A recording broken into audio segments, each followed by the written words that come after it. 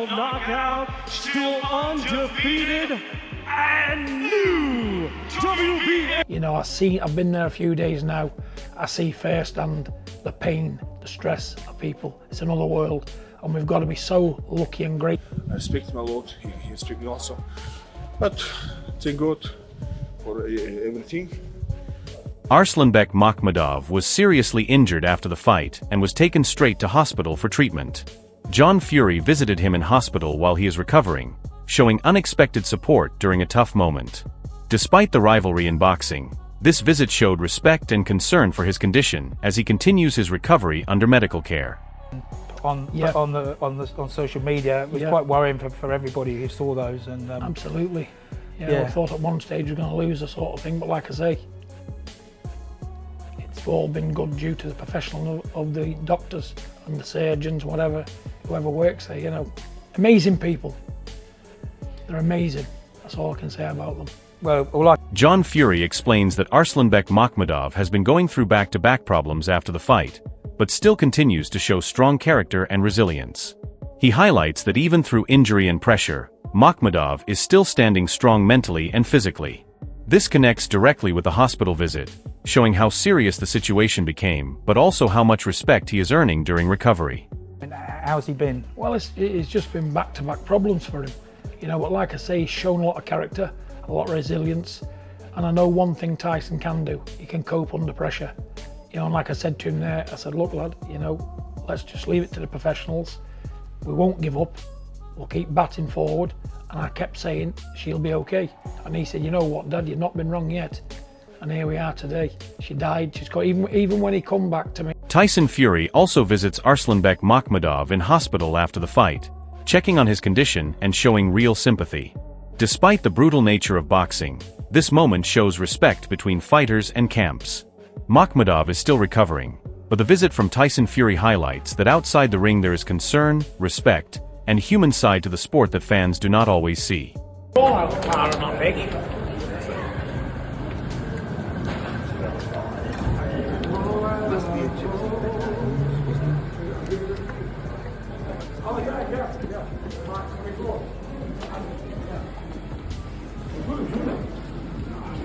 Duke McKenzie gives a blunt take on Arslanbek Makhmudov's recent performance, saying he did not look sharp or convincing in the ring.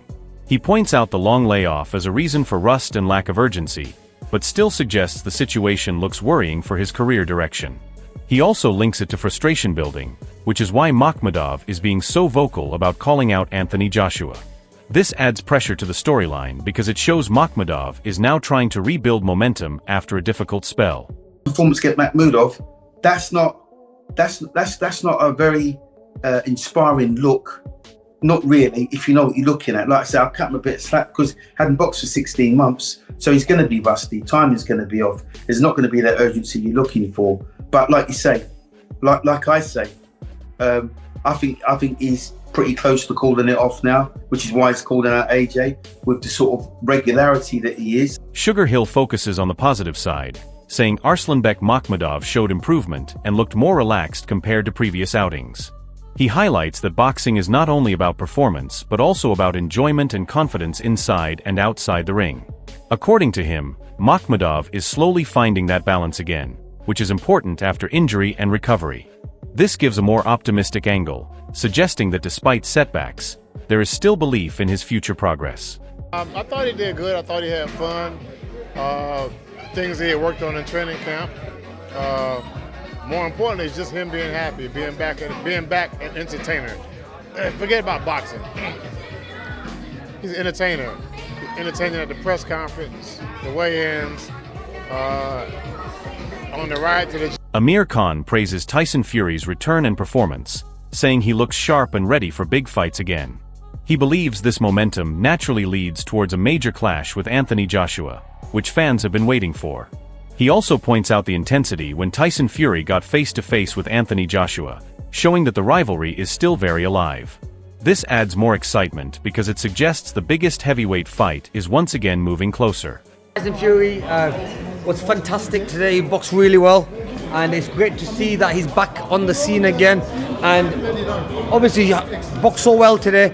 2 years out the ring, or something like that. I think he's back now where we want to see that mega fight now with him and AJ. I think that fight could be next for both of them.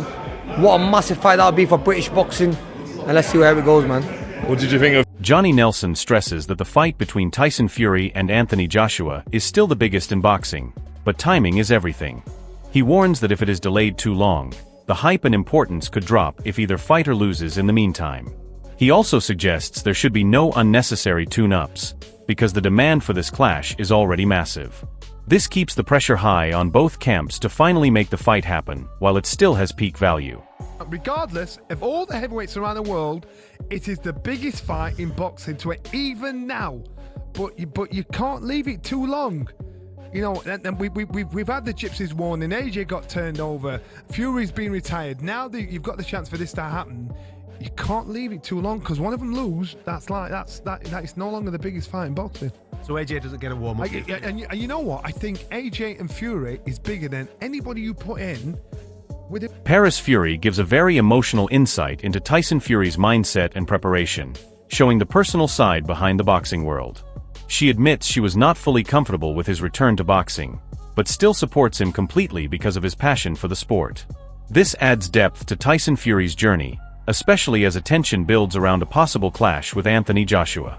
It shows that behind all the rivalry, pressure and call-outs, there is a strong support system that keeps him focused. It also highlights how serious Tyson Fury is about continuing his career at the highest level despite risks and criticism. There was a few little nasty bits, but it's a very, very great thing to see your person you love do what you love. Johnny Nelson gives a very critical take on the fight night atmosphere and performance, pointing out that Tyson Fury looked completely dominant over Arslanbek Makhmudov. He also mentions the low attendance situation, suggesting the event did not generate the expected demand. This creates a contrast between hype and reality, showing that not every event delivers blockbuster energy even when big names are involved. For Makhmudov, it highlights a tough night where he struggled to match the level of his opponent, which connects back to his injury and recovery storyline. It also adds pressure on him moving forward as he tries to rebuild momentum in his career. Well, look, we're looking right now. Tyson Fury is absolutely mullering Makhmudov here. Yeah. Now, word on the street, they gave tickets away tonight. We're in London. Yeah. And even though it's nice to see Tyson Fury back, I got to have a taxi. They gave 100 tickets to taxi drivers in and around London. Yeah. And that's one. So they couldn't sell this right to push it out there. So this is Makhmudov. Shane Fury explains how dangerous heavyweight boxing has become, where one punch can completely change everything. He suggests that both fighters should focus on big fights immediately rather than waiting too long, because timing is crucial at this stage. He also breaks down the potential paths after major fights, including possible world title opportunities. When talking about Tyson Fury versus Anthony Joshua, he admits the gap has closed significantly over time.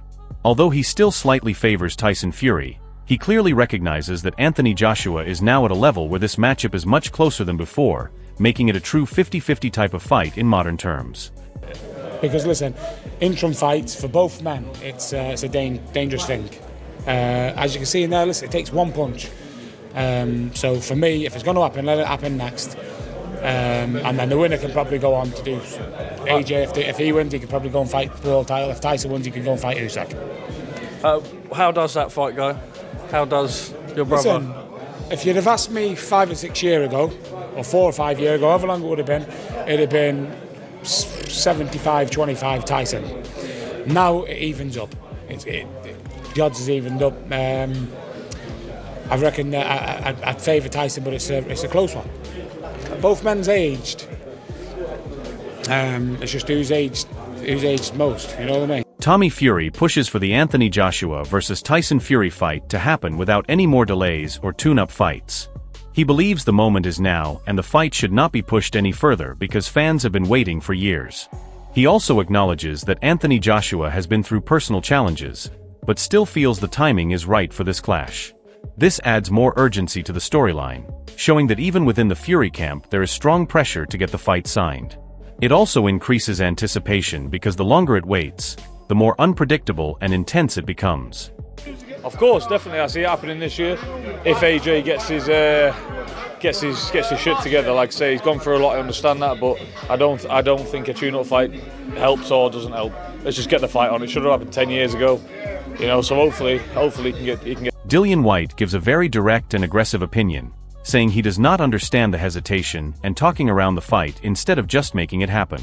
He believes big fights like Tyson Fury versus Anthony Joshua should be accepted immediately without long delays or negotiations dragging on. His frustration shows how strongly fans and fighters feel about finally seeing this matchup. He also compares attitudes, saying he would take the fight instantly without overthinking it. This adds more pressure on both camps because voices from within the heavyweight division are now openly demanding that the fight gets made sooner rather than later. He just said I'm the boss, I'm the landlord, and I don't know. He just says AJ stuff, just bollocks. Just say yes, it's the biggest fight in real boxing. Just say yeah, you let him get any younger, you let us get older. The fight's getting harder and harder to make. Just take the fight and just shut up. Just have the fight. That's the difference between me and him. I'll have it. I'll fucking have it. You don't need to go with me into a fight. I'll have it. You need to go with me and have it right away, you know? It makes sense. Eddie Hearn shuts down the idea that Anthony Joshua is scared of Tyson Fury, making it clear that talk of fear is just promotion and mind games. He questions what there is to be terrified of, especially in a situation where both fighters are experienced champions. He also points out that public perception is shifting, suggesting that even Tyson Fury's own supporters are not as confident as before. This adds another layer to the rivalry because it shows how much mental pressure and narrative control plays a role outside the ring. The tension continues to grow as both camps push their version of events while the fight still remains unsigned, keeping fans in constant debate and anticipation. Nothing signed. Fury said AJ's terrified. Obviously you don't agree, but yeah, what do you make of that? Terrified of what? That tonight? Yeah. You think you'd be terrified of that? Come on. Even Fury fans, as I was walking out tonight, not the same energy. They know. Teofimo Lopez gives a very balanced and analytical view of the situation, suggesting Tyson Fury still needs one more fight before stepping into a massive showdown with Anthony Joshua. He believes the timing is right for fans to finally get the fight they have been waiting for, especially after such a long build-up. He also praises Tyson Fury's recent performance and expects improvement moving forward, which increases excitement for future matchups. However, he slightly leans towards Anthony Joshua in terms of the actual fight outcome, showing that even elite fighters see this as a very close and competitive clash. This keeps the rivalry unpredictable and adds more credibility to the debate. Yeah, I think that maybe one more fight and then the AJ for the end of the year this year. But I think that the people need it, man. It's been like long overdue. And but for Fury, seeing him the way he fought, he was getting his momentum here and there. And you know, I think in a 12-round fight now, coming into it, the next fight, I think we're going to see a better version of him. What would you make of the Anthony Joshua fight? How would you see him playing it? I love Fury. I've always been a fan of Fury. I think that AJ might edge. Frank Warren confirms that Tyson Fury is fully ready and already signed on his side, showing strong intent to make the fight happen. He views the public call-out as smart promotion, designed to increase pressure and build hype around the Anthony Joshua matchup. He also suggests that Anthony Joshua now has a clear decision to make, because the ball is firmly in his court. This increases the intensity of the situation because fans are being told that things are close to finalization. It also reinforces the idea that both sides are now in the final stage of negotiation or decision-making, making the potential clash feel closer than ever. Wouldn't it? So it's up to him. Tyson's signed, he's up for it, and he's ready to go. When it comes to call-outs, that was quite an epic call-out by Tyson Fury. What did you make of it? But AJ's here. I mean, you know, he's come to watch it, and that's an appropriate moment to do that. This is called promotion. That's what it's all about. And Tyson called him out, and you know, he either wants to do it or he don't want to do it. So one way or another, we'll find out very soon. Derek Chisora brings his usual raw and emotional take, criticizing the energy and excitement around recent heavyweight events while strongly backing Anthony Joshua in a potential fight. He believes Anthony Joshua has the power and skill to seriously trouble anyone calling him out, especially in high-pressure situations. His comments reflect the divided opinions in boxing, where some fans are excited for Tyson Fury versus Anthony Joshua, while others question whether the build-up is delivering enough intensity. Still, his strong support for Anthony Joshua adds fuel to the rivalry and keeps the debate alive, especially regarding who would truly dominate if these two finally meet in the ring. My fight, nobody sat the fuck down. Everybody was buzzing. His fight, we fucking fell asleep. He cannot give us any... I don't even know why he's calling out AJ. AJ will fucking smoke him. He needs to relax when I call shout out. That fight was shit. Anthony Joshua strongly rejects any idea that he is avoiding challenges, making it clear that his focus is on getting back to full strength before stepping into major fights. He emphasizes his status as a long-standing top heavyweight and repeats his belief in his own power and dominance. His confidence is still very high as he reflects on past moments where he felt he hurt Tyson Fury, which adds more tension to their potential matchup. This statement reinforces the narrative that Anthony Joshua is not intimidated and fully believes he can compete at the highest level. It also builds anticipation because fans know he sees Tyson Fury as a real target when the time is right. Like I'm not ducking no one. I know what my job is. I know what I'm here to do, but there's just real stuff happening in my life that I also got to attend to. And once I'm 100%, I'll be ready. 100%. This is what I do. I run the game. You know, I run the game. Everyone knows I run the game. I'm the big for many years. For many years. Like, this is what I do. I'm a serious fighter, and I'm very strong as well. And I think when I hit Fury, I'm gonna hit him and hurt him. At this point, everything in heavyweight boxing is moving towards one massive showdown between Tyson Fury and Anthony Joshua. The whole division is watching because this fight is about legacy, pride, and who truly rules the era. Tyson Fury has made it clear he only wants big fights, while Anthony Joshua believes he is still one of the most dangerous men in the division when fully ready. If Tyson Fury wins, he strengthens his place at the top, but if Anthony Joshua wins, it changes everything instantly. Now fans are waiting for the final answer, and the question remains simple: who wins when they finally meet in the ring?